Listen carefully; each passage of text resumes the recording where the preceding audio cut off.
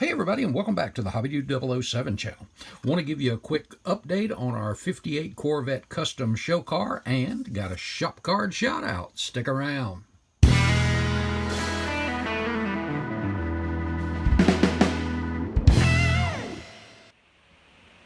Wow. Wow, this is great. Honey, I finally did it. I finally have enough models.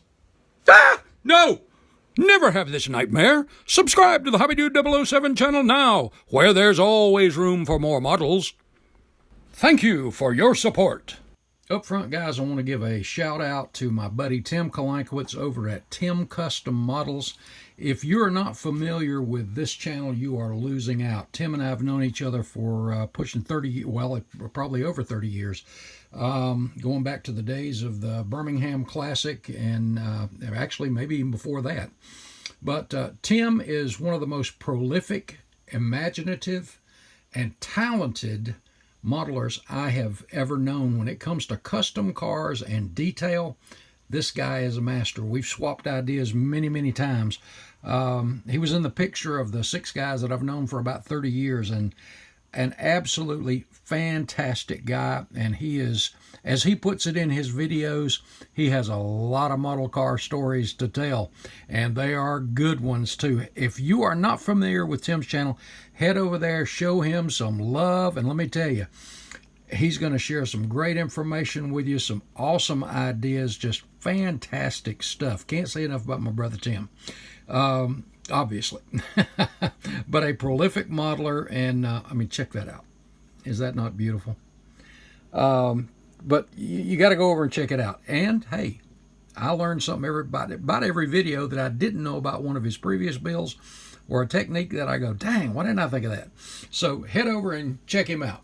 Okay, guys, let's get over to this Corvette real quick. Not a lot done to the body. I've done a little back here, and I've been thinking about doing something up front. I took the bumpers, as you can see. I've been focusing on the engine and stuff, but I'm still working on that ground effect. I've got a few more things to add in here, but I thought about adding the bumper back in, but I don't know, something about that just looks mean like it is. I am going to bring this out a little bit more and round it a little bit more, but we'll take a look at the bumpers after that and see that. But I don't know, there's just something about that custom wise without the bumpers just looks good to me. Also, I mentioned having the hood where it would raise kind of like that. But Tim, speaking of which, at Tim Customs, Tim Kalankowitz was telling me, man, that Corvette naturally raised the other way. And he said that you need to keep the classic look the same. And the more he talked about it, the more it kind of made sense. But I'll show you the idea that well, if I can get that to stay there. Anyway, the angle of the deck lid have the angle of the hood match it. And I thought, you know what, that's actually a pretty good idea too. But I still kind of like, for some reason, I still kind of like the idea of having it raised opposite. It's a custom car, it's a show car. But to keep those classic, I understand what he was saying, and I'm kind of doing that just to irritate him a little bit. So there we go. So not a lot done to that. As you can see, in the interior, I've started working on that inside firewall just a little bit. I've got some modifications. You can see where I filled in. Well, you can see it better from out here. And I already got all of the stuff on the firewall filled in, smoothed out. I have the master cylinder down on the chassis, kind of like you'd see on a T-bucket or something like that. Some of that stuff's going to be hidden away. It's going to be really clean under the hood. You can see where I cut the fender well, the inside fender wells away. That's all going to be custom done. And I'd mentioned before that I was doing the, man, I got stuff all over the place. Sorry about that, guys. I had added the little aluminum, that's bare metal foil aluminum right there. There's those little switches. Well, I'm in my own like little electrical switches there. And as you can see, I gutted the trunk. You can see the carbon fiber on the wheel wells. Now again, the light up in here, well, maybe you can't, but anyway, all that's carbon fiber. And the tray for the nitrous bottles, I did not like the pattern of the carbon fiber that was on it. It was corresponding too much here, and I took the fire extinguisher out as well. But I changed to a different carbon fiber. I have obviously not put this decal on there yet, but as you can see, a little bit different pattern, so it gives it a little bit different look. And then as you can see, well, I don't know if you can or not, the holes, yeah, there you go. The holes here and here where the nitrous lines go down through and back up to the front. That just, I don't know, it looked too much the same, so I think this pattern's going to look good. And I went ahead and cut the piece that's going to go on the engine just like the other one. And then we have our emblems just like you have on our finished thing here. And the reason this engine is not done is I was going to jump on it straight back on it, but I chipped some paint in a couple of spots, so I've stripped a few pieces back down. The block, the fuel inlet or air inlet intake, a lot of that stuff I just and this one I totally forgot. I had to fill in the grooves that were in that for that Corvette emblem to go there.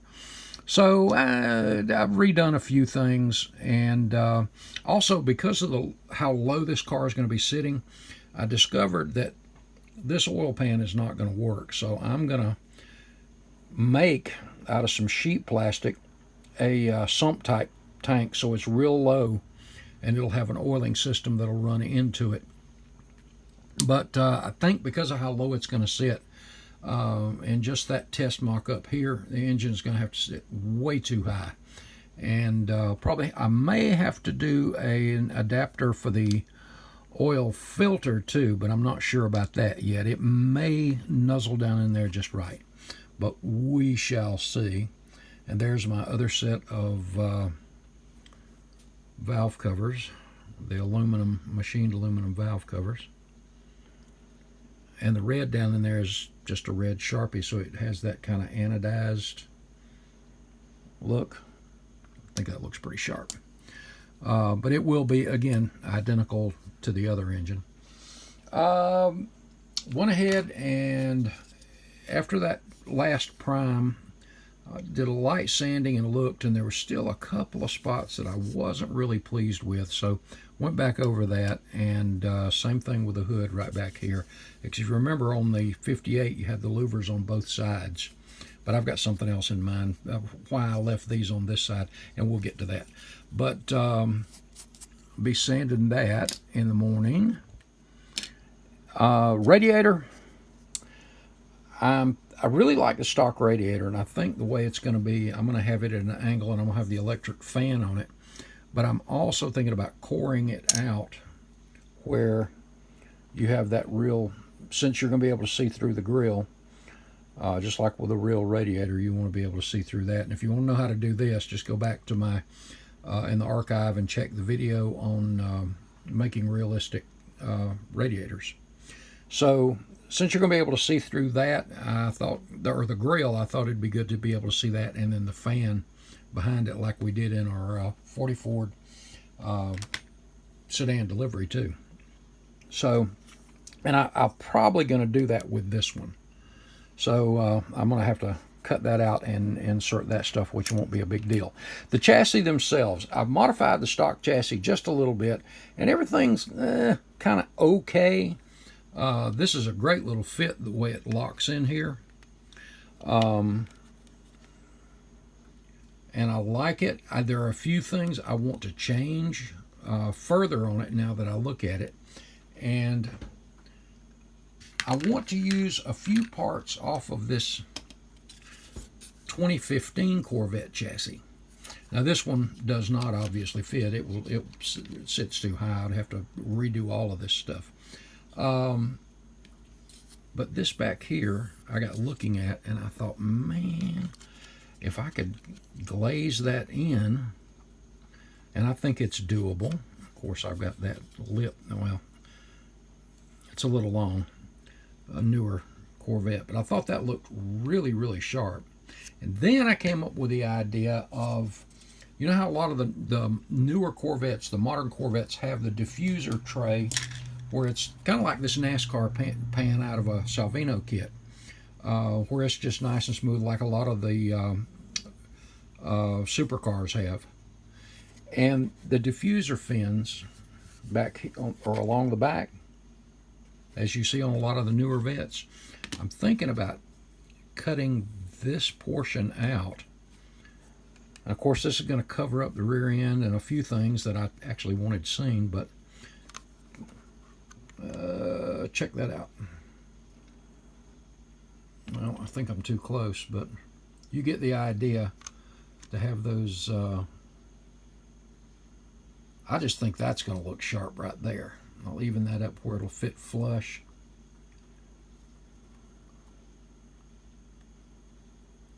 Doesn't that look sharp? Really sharp.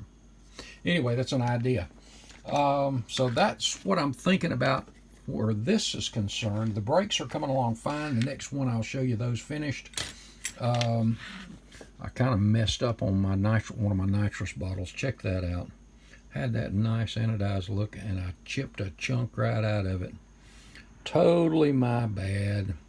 So, and by the way, the easy way to fix that so you don't tear anything else off, Post-it note, wrap around it, take your airbrush, nice and easy, and it'll work. I've done it many a time, but I hated to chip that little spot there because it's right in an area that's going to be seen. And you already saw the fire extinguisher in the other one. I'm trying to think if there's anything else I want to share with you. Oh yeah, the transmission. Did a little light wash on the tranny, which I like, but I was digging through my box looking for something totally different. I was actually looking for an air filter, and I ran across from Miguel the Tremec. Check that out. Is that not cool? I've got one in 32nd scale that I painted up and weathered a little bit. Well, washed, not weathered, but washed a little bit. Check that out. I think that is tough. May go that route. The one's going to be in the car. If I do that belly tray, like I said on the supercars, some of it you're not going to see, and some of it there'll be little access bays where you will be able to see it. So I'm not sure yet how I'm going to do that, but I'll figure that out as I go. Interior firewall and the front part of the floorboard, all that stuff should be done coming up. Maybe in the next one, maybe not. I want to focus on the engine first and the brakes and all that stuff and knock that stuff out real quick.